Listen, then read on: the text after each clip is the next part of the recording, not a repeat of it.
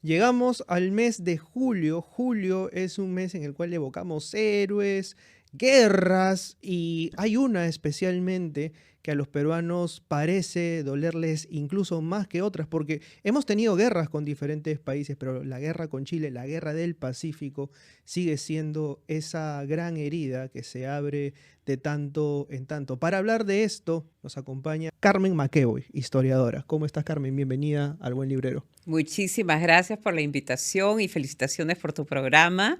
Y bueno, esta es una reedición, ¿no? No es un libro nuevo, pero es una tercera reedición en un momento en que, como tú dices, todavía tenemos esta suerte de herida que cada cierto tiempo en casos de patriotismo exagerado se abre. Pero yo creo que en el contexto de dos guerras que están ocurriendo en este momento en el mundo, ¿no? Que es Gaza y el tema de Ucrania. Entonces te vuelve a revivir lo que significa armar una maquinaria de guerra, que yo creo que es un poco el tema de mi libro. ¿Es un error enfocar la historia mediante vencedores y vencidos? Absolutamente.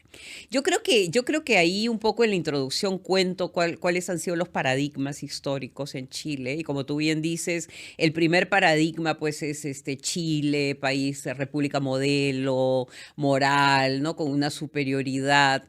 Y ahí juega esta dicotomía vencedores y vencidos. Y nosotros vencimos porque éramos superiores, ¿no? Superiores moralmente, ¿no? Superiores incluso por haber construido una república. Pero yo creo que el libro muestra la complejidad y desbarata esta suerte de modelo paradigmático para darnos cuenta que las guerras tienen su propia dinámica, ¿no?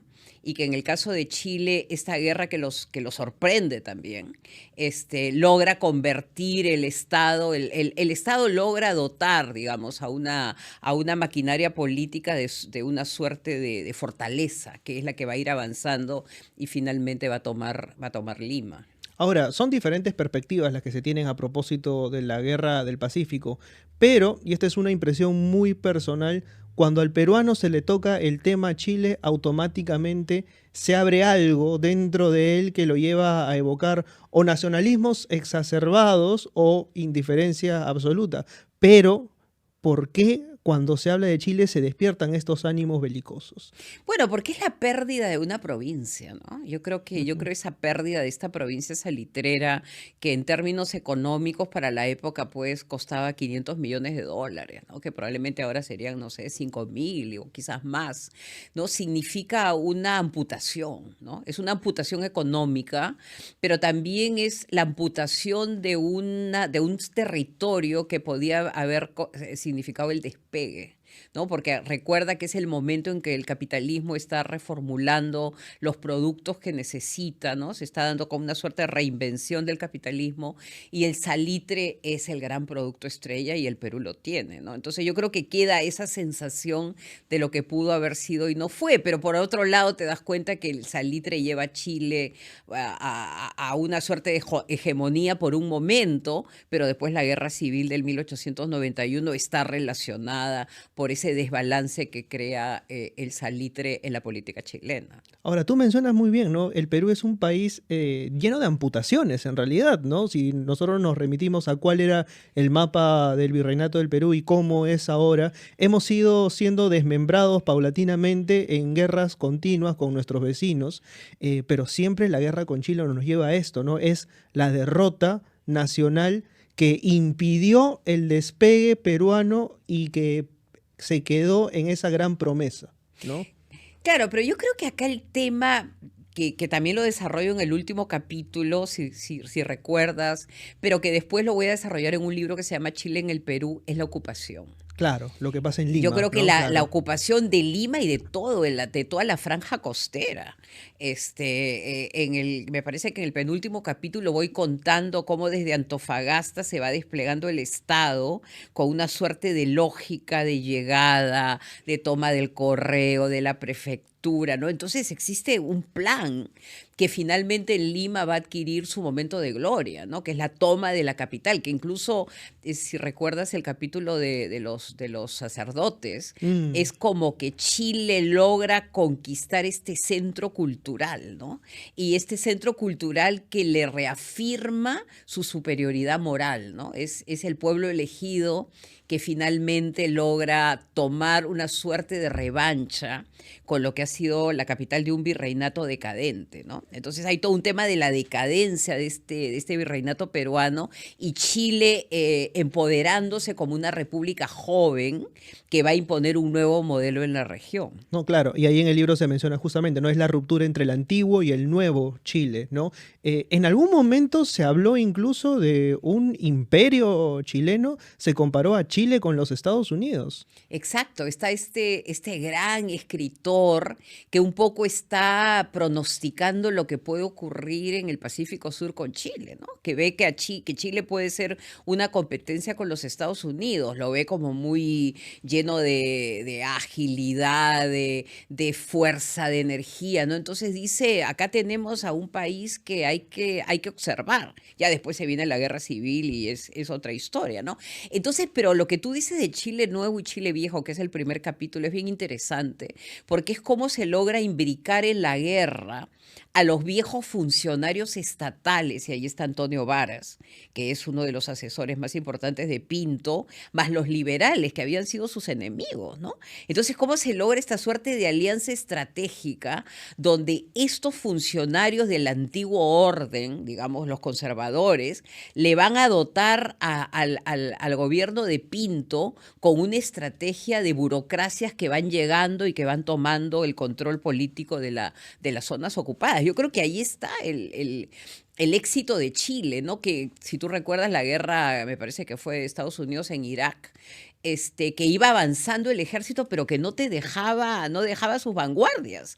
¿Y quiénes la fueron llevando? La fueron llenando, los talibanes, otros actores. Chile consolida políticamente secciones de toda la costa peruana hasta finalmente coronar en el Perú. Entonces yo creo que acá, y ese es un poco mi contribución, no es tanto el Estado chileno, que lo vemos medio descalabrado, ¿no? Con el problema de la Araucanía, el bandolerismo, sino que son burocracias que han sabido operar políticamente y que han logrado consolidar una franja estatal que es una suerte de Estado paralelo, ¿no? Que construye Chile. Ahora, voy a citar no con palabras textuales, pero sí parafraseando a González Prada, menciona en algún punto que Perú probó el acero chileno, es decir, la disciplina durante la invasión, pero Chile probó el veneno peruano, que era la corrupción.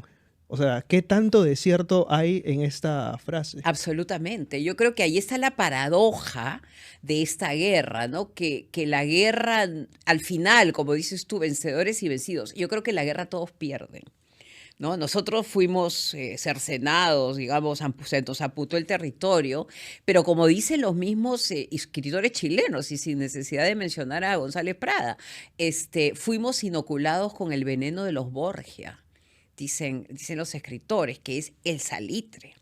O sea, ese salitre crea pues una suerte de réplica del modelo peruano, ¿no? Que es un modelo de prebenda, es un modelo de un Estado que se consolida con un recurso y que va poco a poco cerrándole posibilidades a la oposición, que es lo que pasa en la Guerra Civil, que es otro libro que escribimos con mi colega Gabriel Cid. Entonces, al final el salitre desencadena un proceso en Chile que no hubiera sido posible, que es la militarización.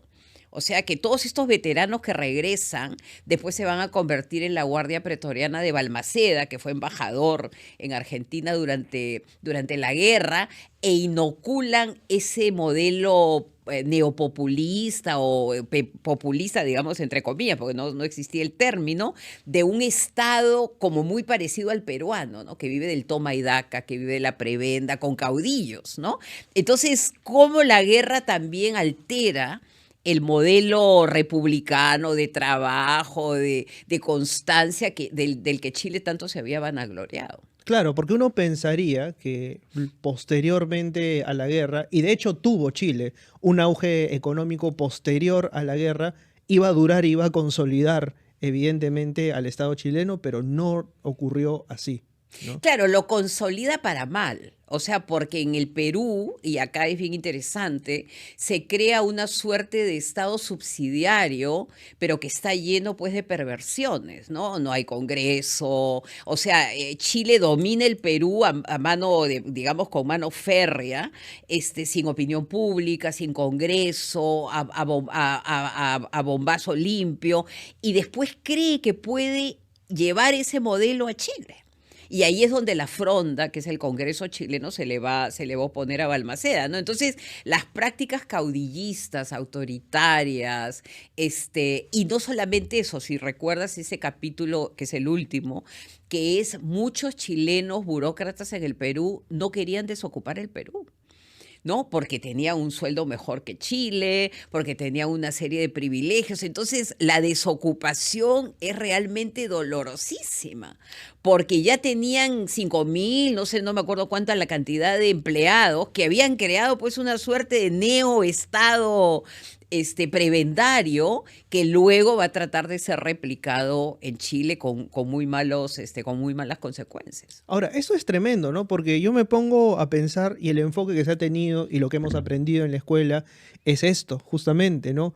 Perú como un estado prácticamente en tiro de gracia y Chile como un país ordenado que le vino a enseñar al Perú lo que realmente tenía que ser un estado. Pero realmente la situación no es así. Y aquí es donde me pongo a pensar en qué tanto los peruanos leemos historia o leemos ensayos, o si leemos la historia como si fuese parte de una ficción continua, o si la enfocamos literalmente como si fuese otro tipo de texto, ¿no? Claro, porque cuando las emociones te dominan, y yo no puedo negar que este es un tema muy sensible. O sea, para una historiadora peruana, irte pues una temporada a vivir en Chile, estar en los archivos desde las 9 de la mañana hasta las 5 de la tarde, viendo telegramas peruanos que fueron llevados después a Chile, en donde se está pidiendo ayuda, y te conmueve, ¿no? Había momentos que me paraba y tenía que ir al baño, mojarme la cara, o sea, era fuerte, pero si logras sobreponerte a eso y tratas de ver esto como cómo entender una maquinaria de guerra, sales de ese lugar, ¿no? Sales de ese lugar de la autoflagelación. ¿No? Porque yo creo que básicamente ese es el lugar donde nos quedamos, ¿no? Las víctimas, ¿no? Pero víctimas que tampoco son víctimas porque no supieron organizarse políticamente. Acuérdate que el presidente se va a comprar barcos, Piérola en el momento que llegan las fuerzas chilenas se fuga, no hay con quién negociar, el alcalde de Lima tiene que entregar la ciudad. Entonces el Perú también era un estado que estaba pues pasando por serias crisis, ¿no? El caso del Estado chileno, probablemente el sistema partidario, la institucionalidad, le va a dar una suerte de plataforma que le va a permitir actuar mucho mejor que el Perú, obviamente. En ese sentido, por ejemplo, ¿qué tan decisivo es Pinto en el conflicto? Porque tenemos, en principio, que él asume el poder en Chile y de hecho no se encuentra con la mejor situación, ¿no? Habían luchas indígenas por el norte, tenía mucha resistencia también en el sur, no estaba estable económicamente, había bandolerismo que no podía sofocar Mm. el Estado chileno. Y él además mantenía una amistad, ¿no? Con el presidente de Perú en ese momento. Y él se opone en una primera instancia a un eventual conflicto, ¿no? Él no quiere la guerra, él Ujú. no quiere la guerra, ¿no? Es lo interesante de Pinto, ¿no? Pinto es hijo de un presidente. ¿No? Entonces tiene toda una tradición, digamos, familiar, de familias, pues, digamos, políticas, ¿no? Y el problema de Pinto es de que en estas sucesiones presidenciales que le dan a Chile cierta estabilidad, los presidentes son elegidos, o sea, por sus antecesores, ¿no? Entonces Federico Errázuriz, que es el predecesor, lo elige. ¿No? Y Vicuña Maquena, que ha entrado al juego electoral y que se da cuenta pues de que no tiene opciones, se dedica a atacarlo, ¿no? Entonces es un presidente débil porque es acusado de ser débil y es acusado de haber sido un poco elegido, es el elegido, ¿no? Entonces viene mal, pero tiene mucha tranquilidad. ¿no? Digamos, él es un republicano, ¿no? En el sentido de la austeridad, de la tranquilidad, del deber. Y tiene al costado a un personaje sumamente ambicioso que va a ser su sucesor, que es Domingo Santamaría, ¿no? Y hay estas cartas, porque el primer capítulo, si recuerdas, son puras cartas, ¿no? Mm. Entonces hay una carta de Domingo Santamaría a Pinto que le dice: nos vamos a jugar toda nuestra suerte a una sola carta. ¿No? Esto es un casino, ¿no? Pero hay que tratar de que este casino sea conducido de la mejor manera posible. Y ahí es donde Pinto tiene la grandeza de rodearse de estos políticos de viejo cuño, como es el caso, pues, de Eulogio Altamirano, del mismo, que mencioné anteriormente, de Varas, ¿no? De Sotomayor, que hace, aparte, bien interesante, el presidente en campaña. O sea, hay dos presidentes. Uno está en La Moneda y otro es como un clon de Pinto, que es el que está, digamos, diciéndole a los militares lo que tienen que hacer. O sea, la presidencia se mueve, ¿no? Y yo creo que ahí está un poco el éxito de Pinto, ¿no? Haber entendido la magnitud de la guerra, lo que Chile se juega, utilizar a los viejos burócratas y entender la institucionalidad de Chile, ¿no? Que es el civil va a estar siempre con los militares indicándoles lo que deben hacer. Ahora, qué fuerte eso, ¿no? Es una tradición que hasta ahora perdura, ¿no? Y que ha marcado, creo que a sangre y fuego la historia de Chile también, ¿no? Pero por otro lado, como tú bien dices, así como tienen, digamos, esta construcción institucional que viene que probablemente, pues, ahí está muy presente Andrés Bello, ¿no? Andrés Bello es el hombre que viene de Venezuela, bueno, viene, pues, de Londres, después de haber estado no sé cuántos años exilado, y consigue un trabajo en Chile.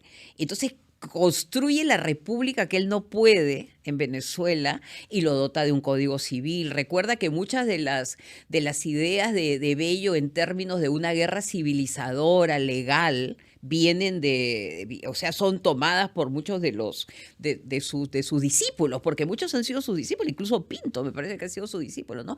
Entonces hay pero por otro lado, y acá un poco poniendo los claroscuros, hay una guerra en la frontera que es bárbara. O sea, que es la guerra del ejército chileno contra la Araucanía, que ahí yo cuento cómo queman las rucas, violan a mujeres. Esos son los que después van a venir a la guerra del Pacífico, entrenados en la violencia, y que probablemente la campaña de la Sierra va a ser una réplica de esa violencia contenida que no ha sido reconocida hasta últimamente, bueno, en la época de la represión, pero últimamente... Y es curioso esto, ¿no? Porque estos soldados entrenados en la violencia, para muchos peruanos representaban la virilidad, ¿no? Exacto. Es un enfoque enteramente misógino y más bien los hombres peruanos eran vistos como blandengues frente a lo que venía a representar estos actos, bueno, sin justificación, ¿no? Claro, porque se crea pues también esta dicotomía. Es una guerra en que el Perú es binarizado. Hay una binarización, ¿no? Nosotros los superioridad moral, ustedes los inmorales. Acuérdate los curas que dicen que llegan a los pueblos y que todos los sacerdotes peruanos tienen esposas, hijos, no le prestan atención y que ellos vienen a cristianizar, ¿no? Entonces, como también esa idea de la cristianización de una frontera que ha caído en manos de estos bárbaros peruanos va a estar muy presente. Pero lo que tú también dices, ¿no? También se va a binarizar, digamos, en términos de los logros de Chile, porque esta es como una profecía autocumplida. O sea, tú vas avanzando y vas poco a poco ganando el territorio. Entonces se consolida tu idea de que hay del pueblo elegido, que es un poco el modelo de los Estados Unidos, ¿no? Cuando comienza a conquistar, cuando toma, digamos, California, cuando es la guerra con México, existe el mismo discurso, ¿no? Es un pueblo superior cuya labor, y esto no solamente pasa en caso de Chile, ¿no? Ha pasado en muchas partes del mundo, cuya labor es humanizar y civilizar el territorio. Claro, hay marcos éticos enteros, ¿no? Que se trasladan junto al tema de la conquista y de la imposición. En ese sentido quería preguntarte, porque también se ve, ¿no? Este afán mesiánico de entender que los soldados chilenos eran unos elegidos que avanzaban hacia la glorificación de Chile, el rol de la Iglesia Católica. Es impresionante, ¿no? Porque ahí viene Porque ahí viene algo que a nosotros no ocurre en el Perú, ¿no? Que tú tienes a un obispo como Valdivieso, que hace la gran reforma, ¿no? Entonces la gran reforma es crear esta suerte de soldados de Cristo, porque ellos están haciendo su propia lucha contra los liberales, muchos de ellos masones, ¿no? Entonces ya ha habido un entrenamiento previo de todos estos capellanes, que después van a ser los capellanes del ejército, en esa simbología, ¿no? Y yo creo que de ahí lo que más interesante me parece es la idea de la guerra justa, ¿no? Que toman las ideas, digamos, de San Agustín, las ideas de los padres de la iglesia, que hay ciertas guerras que son justas, ¿no? Y en esa guerra Dios toma posición. Ujú. ¿No? Y Dios, en este caso específico, que es una locura total, ha tomado posición por Chile, ¿no? Porque es el hijo que se ha portado bien, que ha dado muestras, digamos, de una moralidad constante. Y por eso que en la Catedral de Lima se da pues esta cosa que es totalmente delirante, ¿no? Que Salvador Donoso, que es uno de los capellanes, dice, Dios te eligió y ha decidido ungirte en la Catedral de los Virreyes. O sea, mira dónde has llegado y cómo Dios, por haberte portado bien y haber derrotado a estos infieles prácticamente, te está premiando, ¿no? Entonces hay todo un lenguaje, como tú bien dices, mesiánico, de antiguo régimen, que lo aplican perfectamente, justamente por el entrenamiento que le ha dado Valdivieso a sus sacerdotes, se va a aplicar en el Perú. Ahora, funciona también esa verticalidad, esa rigidez, porque también nosotros veníamos de un modelo enteramente virreinal, veníamos de un periodo bastante inestable, Mm. y la llegada de Chile supone, dentro de todo ese caos, medianamente cierto Yo orden. no sé si les encantó la presencia chilena, o sea, eso no creo que haya ocurrido, al contrario, fue doloroso ver una bandera, ¿no? Una bandera en Palacio de Gobierno, a varios años, ¿no? Lynch, que le llama pues el virrey del Perú, ¿no? Pero lo que sí yo creo es de que lo que tú dices es cierto, o sea, la Guerra del Pacífico es como una suerte de encrucijada que llega después de ¿qué? Del asesinato de Balta, del asesinato de Pardo y del ajusticiamiento de los Gutiérrez. O sea, el Estado guanero había implosionado, ¿no? Y en esa implosión que el Partido Civil pretende o intenta revertir, comete dos errores tácticos: nacionalizar las salitreras y hacer el tratado de la Alianza Defensiva, ¿no? Ujú. Entonces, el partido que se supone trataba de reformar sienta las bases para las causas más importantes que Chile va a argumentar de la Guerra del Pacífico. Entonces, estábamos en una crisis terminal de un modelo y llegó la guerra. Ahora, no sé si llega la guerra para imponer orden, porque hay saqueos, hay toma de haciendas. O sea, yo creo que sentimos que hemos llegado pues a los límites de nuestra resistencia mental y física, ¿no? Ahora, ¿cómo toma Chile esta alianza de Perú y Bolivia? Como una traición. No, es la justificación. O sea, nosotros con ese tratado, que fue un tratado que no era un tratado entre dos, era un tratado con Argentina, ¿no? Acuérdate que Chile tenía problemas limítrofes con Argentina, entonces era un súper aliado, era un buen aliado, Argentina. Pero pasa, digamos, el tratado es aceptado en la Cámara de Diputados, pero se traba en senadores, entonces nos quedamos de aliados con Bolivia. Y Bolivia, pues, rápidamente se sale. Y el problema al final fue un problema de la subida de los impuestos con los bolivianos. Pero un poco este nacionalismo nuestro va empujando a que se tome una decisión de entrar a la guerra. O sea, probablemente la decisión más inteligente hubiera sido, bueno, este es un problema entre Bolivia y Chile y que ellos lo resuelvan, ¿no? Pero ya se fue precipitando y había una opinión pública, pues, que estaba, pues, enardecida por la toma de las salitreras, ¿no? Esto que mencionas de los hermanos Gutiérrez, qué importante, ¿no? O sea, de verdad se llega con eso al final de un Pero modelo, el ¿no? tema es no enfrentar la realidad, Ujú. ¿no? La realidad clara y dura era que Chile había llegado a la capital y probablemente ahí había que firmar alguna suerte de acuerdo Ujú. mínimo, ¿no? Y evitarle al Perú la agonía de 3 años de ocupación, ¿no? Pero en las guerras de los caudillos nadie perdía, porque siempre seguían moviéndose en un territorio tan grande como el Perú. ¿Qué cosa ocurría? Ocurre lo que dice Cáceres. La Ujú. guerra se ha perdido en la costa, pero la seguimos en la sierra. ¿No? Entonces, esa posibilidad que tiene el Perú por digamos, la grandísima geografía de seguir la guerra en otros lugares, hace que esto se vuelva pues mucho más complicado. Yo creo que los chilenos no querían ocupar. Los chilenos lo querían que le firmaran la transferencia de las salitreras y Ujú. punto. Y se ven obligados a crear un gobierno mínimo que tiene pues incluso a alguien que es un ministro de Economía, que lo menciono ahí, que cobra los impuestos, los cupos. Es súper complicado. Hasta que, ¿qué cosa ocurre? Ellos entienden, bueno, primero es todo el gobierno de la Magdalena, que es un fracaso, porque mientras que está, digamos, Chile dándoles las posibilidades de un gobierno, García Calderón está negociando con los Estados Unidos. Pero digamos, lo más grave del caso es de que Cáceres los espera en la sierra, y si recuerdas, pues todo lo que pasa en la Concepción y todos los ataques contra el ejército chileno, que no puede, y esto es bien interesante, hay límites para la civilización. Esta civilización, entre comillas, es la sierra peruana. Ujú. O sea, la sierra peruana tiene su geografía, sus desafíos, que ellos no van a poder de ninguna manera vencer.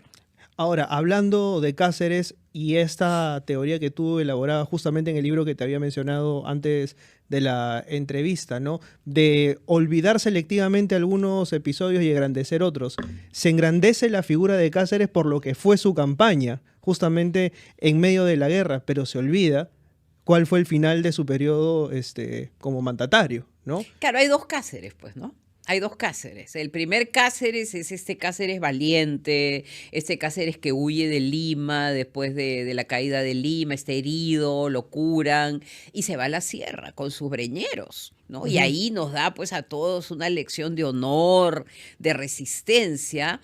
Y está el segundo Cáceres, que ya se vuelve pues un autoritario. Probablemente tenía esas tendencias autoritarias y quiere seguir controlando la transición. O sea, él quiere tener un sucesor bueno, y sale pues como sale en medio de una guerra civil. Entonces, dos Cáceres que muestran algo que yo siempre digo, ¿no? Que en el Perú el poder te obnubila. ¿No? Ujú. El poder te confunde, ¿no? Y Cáceres debió terminar como el gran héroe que fue y no seguir persiguiendo el poder por otros medios, ¿no?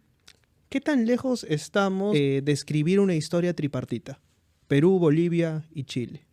Bueno, Jorge Basadre tiene este libro, pues, ¿no? Que él creo que inicia esta idea. Yo creo que en el momento que logras resolver esta dicotomía que tú mencionaste al inicio De del programa, vencedores y entre vencidos. vencedores y vencidos, y encuentras que la guerra del Pacífico es un campo de experimentación, ¿no? Para entender la guerra y posicionar esta guerra dentro de las guerras universales, hacer comparaciones, ¿no? La ocupación, por ejemplo, es un gran tema. Yo creo que ya puedes comenzar a unir voluntades y hacer una historia tripartita. En el caso nuestro hemos hecho con Gabriel Cid, publicamos hace poco un libro que es Perú-Chile, ¿no? Porque es lo que más conocemos los dos.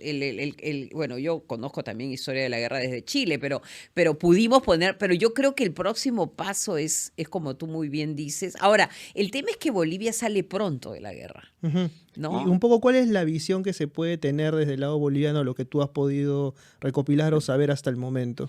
Bueno, yo creo que Bolivia se siente como traicionada, ¿no? Siempre, a pesar de que el Perú entra en la guerra, como te dije anteriormente, pudiendo haber evadido esa responsabilidad, pero Bolivia se queda como ahí colgada y al final también es amputado parte de su territorio y se le quita la salida al mar. O sea, yo creo que eso es lo que Bolivia todavía siente que es una deuda que le tiene el Perú y Chile, porque Bolivia siente que es algo que estos dos países de alguna manera tienen que resolver en beneficio de Bolivia, ¿no? La salida al mar. ¿Cómo finalmente aprender a abordar la historia y desmarcarnos un poco de la pasión que nos genera? Hay que volver a la historia pasado, ¿no? Ujú. Yo creo que esa idea de convertirla en pasado y dejarla como pasado, ¿no? Seguirla llevando contigo, ¿no? Como algo pendiente, que podemos recuperar, y eso lo vemos en candidaturas, pues, totalmente delirantes, ¿no? Que vamos a recuperar otra vez Tarapacá, o que nos devuelvan el Huáscar, ¿no? Así no puedes hacer, digamos, historia objetiva, y más bien sigues reforzando los estereotipos y convocando a los demonios, ¿no? Porque cuando tú te pones a pensar en la introducción, lo digo yo, que a pesar de yo ser peruana, aunque hago historia latinoamericana y enseño historia latinoamericana, sentí como una suerte de empatía con un soldado como Baeza. No sé si recuerdas la historia de Baeza, ¿no? Que le escribe a la mamá. No, porque yo me leí todas las cartas, o la mayoría de las cartas que estaban en el archivo de Vicuña Maquena, que recogía cartas que le pedía a sus asistentes que recogieran las cartas del campo de batalla, ¿no? Entonces tenemos un perfil del soldado. Y esto de Baeza, que le escribe a la mamá, que le pide que rece por ella, ¿no? Que muere en Concepción, me parece, en una batalla en la sierra, traen su cadáver. Entonces te vas dando cuenta que hay una humanidad que es la que hay que reforzar, justamente como digo al final de mi introducción, para que las guerras se eviten, Ujú. ¿no? Porque el camino de la guerra probablemente es el camino más perverso y al cual no debemos ir porque ya no sabemos cómo se va a ir. La guerra toma su propia dinámica. Y volviendo a lo de Ucrania y lo de Gaza, mira lo que está pasando. O sea, son guerras inmanejables, ¿no? Entonces yo creo que aprender de la guerra para evitar la guerra, Y yo creo que es que, el gran y mensaje. que la paz no sea justamente un periodo entre dos guerras, ¿no? Finalmente. Exactamente, y tratar de administrar la posguerra, ¿no? Y en la posguerra tú te sientas y te pones a analizar cuáles fueron tus errores, cuáles fueron tus fortalezas, y tratas de comenzar a trabajar para que no vuelva a ocurrir otra guerra. ¿En el Perú existe autocrítica o autoflagelación respecto a la guerra del Hay Pacífico? autoflagelación y no hay recuperación, lo que tú decías, ¿no? Nuestra memoria es muy frágil. Entonces nos quedamos con los jingles, ¿no? Nos quedamos con la historia de los buenos, los malos, los chilenos, pero no nos ponemos a pensar cuál fue nuestra responsabilidad. Porque yo creo que hubo cierto grado, no solamente cierto grado, un gran grado de responsabilidad de tener un presidente como Piérola, que al final pues se hace, por miedo a que le den un golpe, controla a los militares y no deja que los militares hagan su trabajo, ¿no? Entonces, ¿qué estaba pasando con el Estado peruano, con sus instituciones, que no logró poder estar, digamos, a la altura de estas circunstancias, ¿no? Entonces, más que poner el reflector en los chilenos malos, un poco pensar qué pasó que no creamos un sistema inmunológico lo suficientemente fuerte para evitar esta invasión y esta terrible humillación. Ahora, volviendo a lo que había dicho al inicio del programa, ¿no? Fiestas patrias, y recordamos la guerra con Chile. O sea, a diferencia de otros países que tienen héroes fundacionales, nosotros más bien volvemos a la guerra con Chile y hablamos de Grau, hablamos de Bolognesi, hablamos de Alfonso Ugarte. ¿Hay una necesidad peruana en tener que buscar referentes y héroes?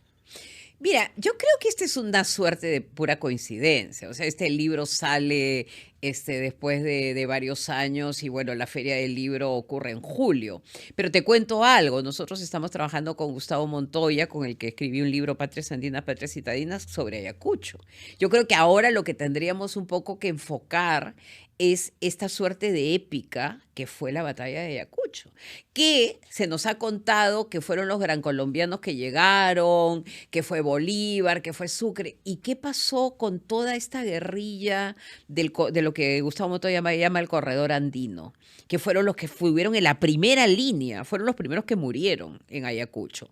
¿Qué pasó con las rabonas que llevaban en la llama, la carne llama? O sea, ¿qué pasó con la guerra de recursos que el Perú sí, digamos, a la cual el Perú aportó? Entonces, yo creo que más que pensar de que julio va a ser por pura casualidad la presentación de este libro, pensemos en el final de año, Ujú. que son los 200 años de la batalla de Ayacucho, y cómo las fuerzas internas del Perú fueron capaces de crear pues unas condiciones favorables al liderazgo de Bolívar, y nadie le está negando, digamos, su presencia, pero sin esa infraestructura peruana, entre ellos, por ejemplo, Sánchez Carrión, que es el que hace todo el reclutamiento para la campaña del norte, probablemente la victoria hubiera sido mucho más difícil de obtener. Sí, yo lo decía más allá del contexto en el que está siendo publicado el libro, que pues, igual coincide con Julio, Exacto. pero siempre, o sea, como que buscamos ampararnos en figuras porque, no sé, siento como que hay un tema de identidad ahí que no hemos Sí, no trabajado, tenemos ¿no? padres fundadores. Ujú. Probablemente eso es lo que tú estás pensando. No existen padres fundadores. En el caso de Chile está O'Higgins, ¿no? Que tiene pues una participación activa en las batallas fundamentales de la independencia. Acá como que los padres fundadores, no sé, Torre Tagle termina en el Castillo, en el Real Felipe, muere ahí. Los demás como que se diluyen. Ribagüero se va, escribe un libro contra la independencia. Sánchez Carrión se muere. Entonces, hay que recuperar probablemente héroes anónimos, ¿no? Todos los que murieron en Ayacucho, Cortegana, ¿no? Hace poco publicamos, reeditamos la historia de Cortegana y es impresionante. Tenía 18 años, era de Celendín, se unió al Ejército Libertador, después al Ejército de Bolívar y participó en Ayacucho. Entonces, comencemos, yo creo que es una reconstrucción de identidades locales. ¿No? No grandes héroes nacionales, sino cada región del Perú tiene su cuota de heroísmo y yo creo que a ese heroísmo, a esa energía positiva es la que tenemos que recurrir en este momento tan difícil. Que nos lleva también justamente a repensar el término heroicidad. ¿Quién es finalmente un héroe, no? Claro, un héroe, como dice David Bowie, no puede ser héroe por un día, ¿no? Y en ese día tienes un compromiso, tienes una ética, piensas en el otro, ¿no? Esa idea del bien común. Yo creo que un héroe es alguien que piensa no solamente en trascender él, ¿no? Sino en que, por ejemplo, el caso de Grau, ¿no? Con una familia, con hijos. Él sabía que cada salida, cada expedición en el Huáscar, su vida estaba en peligro. Y sin embargo, tenía el valor de subirse a ese barco diciendo, tienen que limpiarme los fondos del Huáscar, no va a velocidad, necesito los torpedos, ¿no? Entonces, un héroe es el que nunca deja de apostar por el nosotros, ¿no? Y yo creo que ese tipo de heroicidad es a la que tenemos que en ese momento apelar. ¿Cuándo se presenta esta tercera edición de Guerreros El Civilizadores? libro se presenta, bueno, con el apoyo Está linda la extraordinario edición, debo de decirlo además. Planeta, de Crítica, casi no pesa, a pesar de que tiene como, Está pesadito, pues está pesadito, pero tiene este papel ligerito. sí, eso es Es, lo que iba a decir. tiene un papel ligerito, tiene esta súper carátula que me encanta con los colores de la bandera, o sea que es una nueva carátula, se presenta el 20 de julio Ujú. en la Feria Internacional, me parece que es Clorinda Mato de Turner, el auditorio, nos los presenta una literata y un historiador, y vamos a conversar como esta conversación tan buena que hemos tenido de todas las entradas posibles que tiene una guerra, y que hay que conocer una guerra para poder construir la paz, ¿no? Que yo creo que esa es un poco la paradoja de esta historia, ¿no? Que no queremos volver a este tipo de guerra tan sanguinaria y que crea pues estas heridas que, como tú bien dices, después de tantos años todavía están abiertas. Heridas que espero puedan analizar en profundidad y no únicamente desde la perspectiva que siempre se conoce. Esta es una muy buena oportunidad y debo de señalar algo además. Rara vez los textos de historia tienen una prosa tan buena como la de Carmen, que lo hace además bastante digerible, así que te agradezco un montón eso. Muchísimas gracias por esta invitación y justamente es eso, ¿no? Que el historiador tiene que tener un lenguaje que justamente apele a la imaginación, al corazón del lector, para que el lector se vuelva a enganchar con nuestra historia que es tan interesante y tiene tiene momentos como de thriller, ¿no? Cuando los espías están ahí, ¿no? Entonces yo creo que es un poco reconvertir la historia y un poco lo estás haciendo tú con Merlín en tus conversaciones para que tenga una difusión que llegue pues a todos, a todos los peruanos. Ya saben, salgan de su torre de marfil y no salgan de su casa si tienen mucho frío. Vean este programa, denle like, comenten y suscríbanse. Conmigo y con Carmen McEvoy, a quien le agradezco una vez más el haber venido. Será hasta la próxima semana a la misma hora por el mismo canal, pese a muchos con el mismo conductor. Chau, chau.